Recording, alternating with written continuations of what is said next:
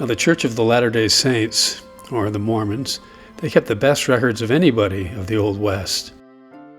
They were also murderers and serial pedophiles. Get away from me, freak! That's why I really like to make fun of them. St. George was founded in June of 1861 at Brigham Young's direction. It was the principal town of Utah's Dixie. It was given the assignment of producing cotton and other warm weather crops for Utah. Church support through shipments of supplies from elsewhere in Utah allowed the town to grow steadily.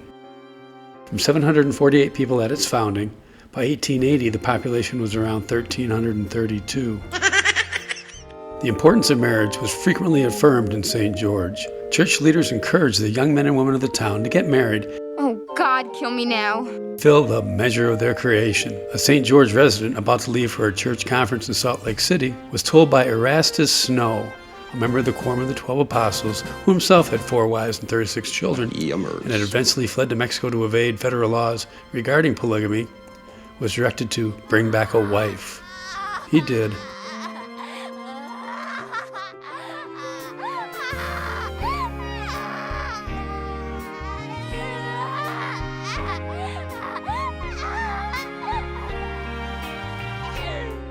The church also urged members in good standing to marry more than one wife. Joseph Smith had explained this duty. We shall not marry in heaven, hence it is necessary for us to marry here, and to marry as much as we can.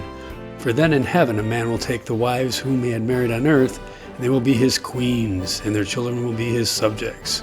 Hence we shall ourselves be gods. The fuck? Polygamy was promoted in St. George.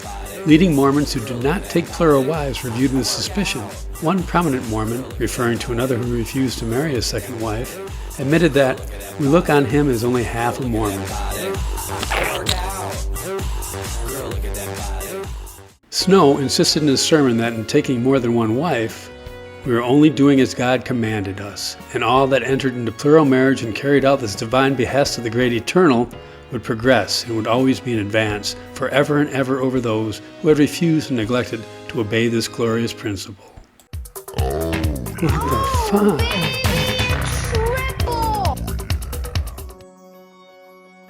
Mothers were urged to teach their daughters and encourage them in plural marriage, polygamy.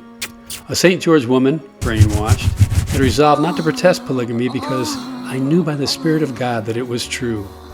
Another woman, also brainwashed, was convinced that plural marriage, polygamy, was the only source through which I could attain salvation.